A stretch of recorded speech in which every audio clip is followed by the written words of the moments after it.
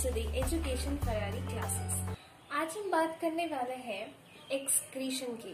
तो in humans excretion कैसे हो रहा होता है ये आज हम देखेंगे। तो जब भी मैं एक्सक्रीशन बोलती हूँ या फिर एक्सक्रीटरी सिस्टम बोलती हूँ तो जो पिक्चर आपके माइंड में आता होगा वो किडनीज का आता होगा। तो यहाँ पे आप ये दोनों किडनीज देख रहे हैं। एक्सक्रीशन का मतलब क्या होता है? किसी भी अनवांटेड सब्सटेंस या वेस्ट प्रोडक्ट्स जो कि हमारे बॉडी में प्रोड्यूस होते हैं उसको बाहर एक्सक्रीट आउट करना, दैट इज एक्सक्रीशन, राइट? उसको बाहर निकालना। तो डाइजेशन में हम फीकल मैटर को एक्सक्रीट कर रहे थे, रेस्पिरेशन में हम कार्बन डाइऑक्साइड को एक्सक्रीट कर रहे थे, पर इनके अलावा भी मेटाबॉलिज्म के कुछ वेस्ट प्रोडक्ट्स होते हैं जो कि बॉडी में अक्यूमुलेट होते जाते हैं, जैसे कि अमोनिया। अमोनिया एक हाईली टॉक्सिक सब्सटेंस है और वो प्रोटीन के मेटाबॉलिज्म के कारण हमारे बॉडी में एक्यूमुलेट होता चला जाता है। तो उसको एक्सक्रीट करना हमारे लिए बहुत ही जरूरी हो जाता है, क्योंकि अगर उसको हम एक्सक्रीट नहीं करेंगे तो वो हाईली पॉइजनस होगा and it can lead to death.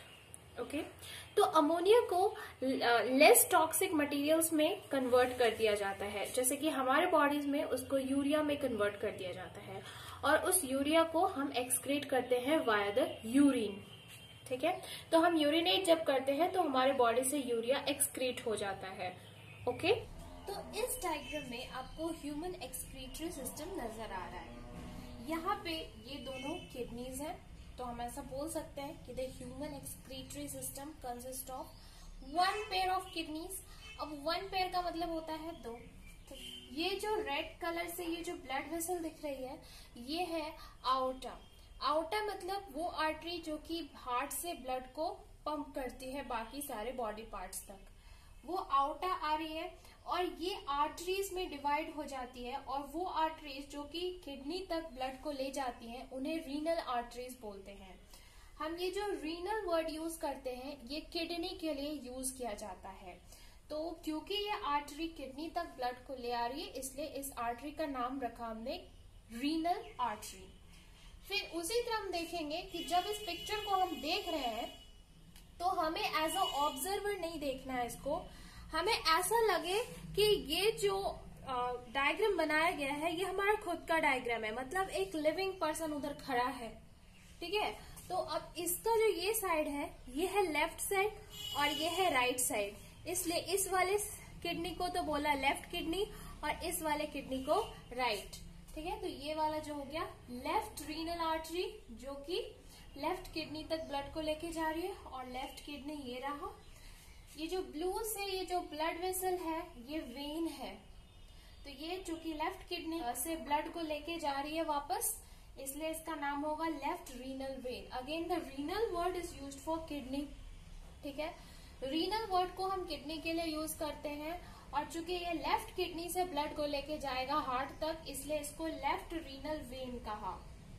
ठीक है, वेन मतलब जो कि यहाँ से ब्लड को लेके जाएगा हार्ट तक। Okay, then this is left ureter. अब किडनी से चूंकि दो किडनी है तो दो यूरेटर भी होंगे इसलिए one pair of ureter. Ureter का काम होता है किडनी से यूरिन को यूरिनरी ब्लैडर में ट्रांसफर करना। ये बैग लाइक स्ट्रक्चर जो देख रहे हो ये यूरिनरी ब्लैडर होता है। ठीक है, किडनी में तो होता है ब्लड का फिल्ट्रेशन। ब्लड से जो अनवांटेड मटेरियल्स होते हैं वो फिल्टर आउट होकर के चले आते हैं इन यूरेटर्स के थ्रू यूरिनरी ब्लैडर में, और यूरिनरी ब्लैडर में यूरिन स्टोर होता है और वो जब हद से ज्यादा स्टोर हो जाता है तो इनके वॉल्स पे स्ट्रेच रिसेप्टर्स प्रेजेंट होते हैं जो कि हमारे ब्रेन को सिग्नल भेजते हैं कि ढेर सारा यूरिन इकट्ठा हो गया है। फिर हमारा ब्रेन जो है वो मोटर सिग्नल्स भेजता है और जिससे कि यहाँ के मौजूद स्फिंक्टर्स खुल जाते हैं जिसकी वजह से यूरिनेशन होता है।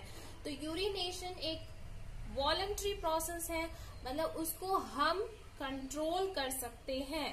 Urination is a voluntary process, it is under our own regulation, it can be controlled, that is why it is called a voluntary process. तो किडनी में तो हुआ ब्लड का फिल्ट्रेशन, फिल्टर होकर के जो वेस्ट मटेरियल्स थे वो यूरेटर के थ्रू आ गया यूरिनरी ब्लैडर में, यूरिनरी ब्लैडर में स्टोर हुआ और फिर वहां से ये यूरिनेशन के थ्रू बॉडी के बाहर। ओके, इन दोनों ब्लड वेसल्स का क्या काम होता है कि ब्लड सप्लाई करती हैं to the kidney for its function. तो ब्लड आएगा तभी तो किडनी के सेल्स जिंदा रहेंगे, और जब वो जिंदा रहेंगे तभी तो किडनी प्रॉपरली फंक्शन कर पाएगा। तो ये था ह्यूमन एक्सक्रीटरी सिस्टम का डायग्राम। तो ये जो स्ट्रक्चर आप देख रहे हो ये है नेफ्रॉन। नेफ्रॉन क्या होता है? The functional unit of kidney. मतलब नेफ्रॉन में ही हो रहा होता है ब्लड का फिल्ट्रेशन। ब्लड का फिल्ट्रेशन हो रहा होता है जिसमें कि जो वेस्ट मटेरियल्स होते हैं वो यूरिन का फॉर्मेशन करते हैं और ब्लड फिल्टर हो जाता है, साफ हो जाता है। ठीक है, जो यूरिन फॉर्म होता है वो कलेक्ट होकर के आ जाता है यूरेटर में, और यूरेटर से वो यूरिनरी ब्लैडर में स्टोर होता है और यूरिनरी ब्लैडर से बाहर चला जाता है। तो ये जो नेफ्रॉन्स हैं ऐसे मिलियंस ऑफ स्ट्रक्चर्स होते हैं एक किडनी में। तो आइए देखते हैं ये नेफ्रॉन का स्ट्रक्चर और फंक्शनिंग कैसे हो रहा होता है। यहाँ पे blood vessel artery, renal artery आती है और यहाँ पे एक नेटवर्क लाइक, एक टफ्ट लाइक, एक गुच्छा टाइप का स्ट्रक्चर बनाती है। ठीक है, और इसको कवर करके रखता है ये बोमन्स कैप्सूल। ठीक है, ये है आर्टरीज का गुच्छा और इसको कवर करके रखा है बोमन्स कैप्सूल। ये है आर्टरीज का गुच्छा और इसको कवर करके रखा है ये बोमन कैप्सूल।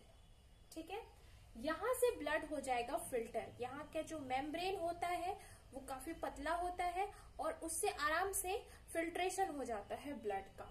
तो ब्लड से यूरिन जो है, मतलब वेस्ट मटेरियल्स जो कि यूरिन का फॉर्मेशन करता है, वो आ जाता है बोमन्स कैप्सूल में। ये जो गुच्छा था कैपिलरीज का, टफ्ट ऑफ कैपिलरीज, उसको कहते हैं glomerulus. What is glomerulus? Glomerulus is a tuft of capillaries.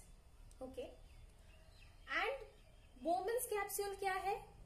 वो जो कि उस कैपिलरी को, टफ्ट ऑफ कैपिलरीज को, ग्लोमेरुलस को कवर करके रखा है, दैट इज बोमन्स कैप्सूल। तो जो यूरिन आएगा वो बोमन्स कैप्सूल में आएगा। बोमन्स कैप्सूल के बाद ये चला जाता है प्रॉक्सिमल कॉन्वोल्यूटेड ट्यूब्यूल में, पीसीटी में। पीसीटी के बाद यूरिन चला जाता है हेनलीज लूप में। ये हेयर पिन शेप्ड का लूप होता है, यू शेप का, आप देख सकते हो। हेयर पिन शेप मतलब जूड़ा क्लिप जो लगाते हैं ना, वो उस शेप का होता है। और उसके बाद यूरिन चला जाता है डिस्टल कॉन्वोल्यूटेड ट्यूब्यूल में। डिस्टल कॉन्वोल्यूटेड ट्यूब्यूल के बाद वो कलेक्टिंग डक्ट में चला जाता है। ये कलेक्टिंग डक्ट जाके किडनी के पेल्विस रीजन में ओपन होती है और वहां से वो यूरेटर के थ्रू यूरिनरी ब्लैडर में चली जाती है। यूरिनरी ब्लैडर में वो स्टोर होती है यूरिन और बाद में वो यूरिनेशन हो जाता है उसका, मतलब यूरिन बाहर चली जाती है।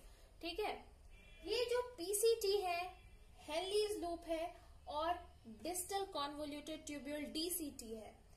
ठीक है, DCT distal convoluted tubule, PCT proximal convoluted tubule. Proximal क्यों बोला? क्योंकि ये ग्लोमेरुलस और बोमन्स कैप्सूल के नजदीक में है, इसलिए इसको proximal. Proximal word is used for something which is located nearby and distal word is used for something which is located at a distance. ठीक है, तो ऐसे आप इसको याद रख सकते हो। बट आपके एनसीईआरटी में पीसीटी, हेनलीज लूप और डीसीटी मेंशन नहीं है। इन तीनों को एक ही नाम से बोल दिया, ट्यूबुलर पार्ट ऑफ नेफ्रॉन, क्योंकि ये भी ट्यूब है, ये भी ट्यूब है और ये भी ट्यूब है, इसलिए इसको बोल दिया ट्यूबुलर पार्ट ऑफ नेफ्रॉन। तो चूंकि आपको इसकी डिटेल्ड फंक्शनिंग में अभी जाने की जरूरत नहीं है, तो आप इसको ऐसे भी याद रख सकते हो, ट्यूबुलर पार्ट ऑफ नेफ्रॉन। तो मेन फिल्ट्रेशन जो हो रहा था वो यहीं पे हो रहा था। जो मेन आपका जो हीरो है, दो हीरो है यहाँ पे, एक तो ग्लोमेरुलस। ग्लोमेरुलस क्या है? टफ्ट ऑफ कैपिलरीज है। ठीक है, आर्टरीज जो है यहाँ पे आर्टेरियोल्स बनाएंगी और आर्टेरियोल्स कैपिलरीज बनाएंगी और वो एक नेटवर्क लाइक, मेश लाइक, एक टफ्ट लाइक स्ट्रक्चर बना देंगी। उसको तो बोल दिया ग्लोमेरुलस। इसलिए मैंने ग्लोमेरुलस को यहाँ पे रेड से शो किया है क्योंकि वो आर्टरीज है। ब्लड वेसल्स है, और ग्लोमेरुलस जो कि एक कप शेप्ड स्ट्रक्चर है, जो कि बोमन्स कैप्सूल जो कि एक कप शेप का स्ट्रक्चर है, जो कि ग्लोमेरुलस को कवर करके रखा है, उसको बोल दिया बोमन्स कैप्सूल। आप कैप्सूल खाते हो, विटामिन बी कैप्सूल खाते होगे, तो उसमें देखते हो आप एक आउटर कवरिंग होती है, उसी को हम कैप्सूल बोलते हैं। तो उसी तरह ये बोमन्स कैप्सूल भी एक आउटर कवरिंग है ग्लोमेरुलस की, इसलिए उसको कैप्सूल बोला गया है। ठीक है, यहाँ पे देखो ये रेड से जो मैंने दिखाया है वो तो आर्टरी है, और ये जो ब्लू से दिखाया है वो वेन है। ठीक है, तो ये आर्टरी तो ऐसे आ रही है, कुछ आर्टरीज इधर ट्यूबुलर पार्ट में जाएगी और कुछ आर्टरीज इस साइड आ जाएगी हेनलीज लूप के पास, और हेनलीज लूप से फिर ये कंटिन्यू करेगी एज अ वेन, और ये रीनल वेन में जाके ड्रेन आउट होगी। तो दिस वाज द, और यहाँ से मतलब ये ट्यूबुलर पार्ट से फिर जो यूरिन आ जाएगा वो कलेक्टिंग डक्ट में आ जाएगा। तो this whole complete was a structure of nephron. ये सारा जो मैंने दिखाया ये क्या था, ये नेफ्रॉन का स्ट्रक्चर था।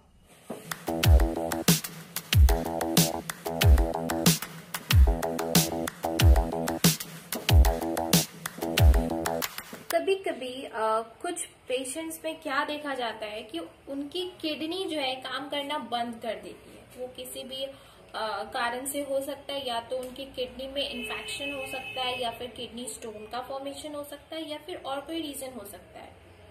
तो वैसे पेशेंट्स में एक आर्टिफिशियल फिल्ट्रेशन प्रोसेस किया जाता है, जिसमें कि एक आर्टिफिशियल किडनी बनाई जाती है बॉडी के बाहर। उस प्रोसेस को बोलते हैं हेमोडायलिसिस। ठीक है, अब देखो यहाँ पे एक टैंक है, ये वाला जो है ब्लैक से जो डिमार्केशन दिखा है मैंने, वो एक टैंक है। उस पर्सन के आर्टरी से ब्लड को ले लिया जाता है और उसमें एंटी कोआगुलेंट मिलाए जाते हैं। एंटी कोआगुलेंट आपने सर्कुलेशन में देखा था कि ब्लड जो है अगर बॉडी से बाहर जा रहा है तो उसमें प्लेटलेट्स आकर के ब्लड का कोआगुलेशन करवा देते हैं, मतलब ब्लड कोआगुलेट हो जाता है। कोई भी कट लगता है, कुछ देर के बाद वो जो है ना वो ब्लड निकलना बंद हो जाता है, वहां पे कोआगुलम का फॉर्मेशन हो जाता है। तो अब बॉडी से हम ब्लड को बाहर लेके आ रहे हैं तो वो ब्लड क्लॉट हो सकता है, तो उसमें एंटी कोआगुलेंट मिलाया जाता है ताकि ब्लड क्लॉट ना हो, और फिर वो आ जाता है इस सेमी परमिएबल लाइनिंग की एक ट्यूब होती है, जैसे कि सेलोफेन ट्यूब हो सकती है, मटेरियल का सेलोफेन मटेरियल हो सकता है। ठीक है, अब ये इस ट्यूब में आ गई ब्लड। बाहर क्या है, बाहर डायलाइजिंग फ्लूइड है, जिसका की कंसंट्रेशन ब्लड की कंसंट्रेशन के बराबर है। सिर्फ एक डिफरेंस है कि ब्लड में जो रेड कलर से है जो रेड कलर से शोन्ड है, उसमें नाइट्रोजनस वेस्ट प्रेजेंट है, क्योंकि वो तो बॉडी से आ रहा है, और बॉडी में हुआ मेटाबॉलिज्म तो प्रोटीन का भी होगा, और प्रोटीन के मेटाबॉलिज्म में अमोनिया फॉर्म होगा, अमोनिया से यूरिया बनेगा। अमोनिया और यूरिया जो है इन दोनों को नाइट्रोजनस वेस्ट कहा जाता है। ठीक है, तो रेड वाले जो लिक्विड है वो है हमारा ब्लड, इसके अंदर प्रेजेंट है नाइट्रोजनस वेस्ट, बट बाहर जो डायलाइजिंग फ्लूइड है उसमें नाइट्रोजनस वेस्ट प्रेजेंट नहीं है, बाकी सारा सेम है। ठीक है, बस यही डिफरेंस है। तो नाइट्रोजनस वेस्ट जो है, अब चूंकि ये सेमी परमिएबल मेम्ब्रेन है, इसलिए नाइट्रोजनस वेस्ट ब्लड से डायलाइजिंग फ्लूइड में आ जाएगा डिफ्यूज होकर के, तो हमारा ब्लड क्या हो गया, क्लियर हो गया, तो हमारा ब्लड का फिल्ट्रेशन हो गया। तो हमें अभी किडनी की जरूरत पड़ी क्या, नहीं पड़ी, हो गया किडनी का काम।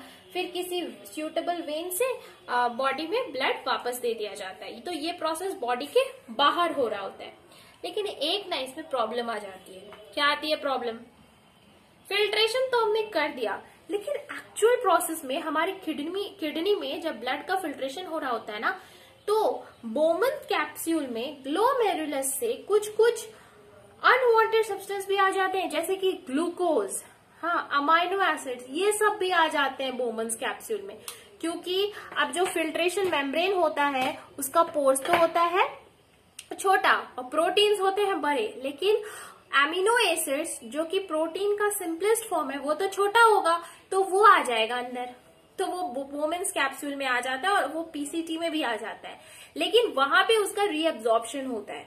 तो मतलब जो सब्सटेंस बॉडी के लिए बेनिफिशियल है और वो भी फिल्टर आउट हो रहे हैं, उनको रीअब्जॉर्ब वापस से एब्जॉर्ब कर लेंगे, नहीं तो वो बाहर चले जाएंगे, बॉडी को नुकसान हो जाएगा, तो उसको क्या कर लिया जाता है, रीअब्जॉर्ब। लेकिन जब हम बाहर में हीमोडायलिसिस, बॉडी के बाहर हीमोडायलिसिस करवा रहे होते हैं, तब रीअब्जॉर्प्शन का प्रोसेस हम नहीं कर पाते, तो ये घाटा लग जाता है। मतलब बॉडी को काफी न्यूट्रिएंट्स को कुर्बान करना पड़ता है। क्योंकि उसमें अब रीअब्जॉर्प्शन नहीं हो पा रहा है, सिर्फ फिल्ट्रेशन का काम करता है ये आर्टिफिशियल किडनी। ठीक है। अच्छा, नॉर्मली जो हमारे बॉडी में यूरिन प्रोड्यूस होता है उसका अमाउंट होता है 180 लीटर्स, 180 लीटर पर डे। लेकिन क्या हम 180 लीटर यूरिन को यूरिनेट करते हैं? नहीं, तब पता चले हमें पूरा लाइफ टाइम टॉयलेट में ही बिताना पड़ता। ऐसा नहीं होता है। एक normal human being hardly 1 to 2 litre urine को यूरिनेट करता है पर डे। तो जो 180 लीटर प्रोड्यूस हुआ था यूरिन, वो कहाँ गया, उसका क्या हुआ, क्या कहानी हुई उसकी? वो रीअब्सॉर्ब हो जाता है। नहीं तो हमें कितना सारा पानी पीना पड़ता अगर 180 लीटर पर डे, पता चलता 180 लीटर पर डे हम पानी भी पी रहे, पर वो सारा पानी जो है वो एब्जॉर्ब हो जाता है। कितना पानी एब्जॉर्ब होगा वो डिपेंड करता है कि आपकी बॉडी में कितना पानी प्रेजेंट है। तो on an average a normal human being excretes 1 to 2 litre of urine per day, लेकिन जो फॉर्म होता है वो 180 लीटर पर डे फॉर्म होता है। तो काफी अमाउंट में यूरिन का हो जाता है रीअब्जॉर्प्शन। लेकिन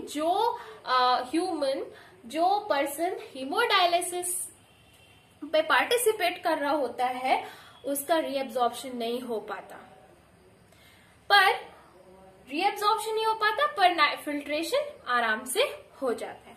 ठीक है, तो subscribe my channel for more such videos. Thank you, bye bye.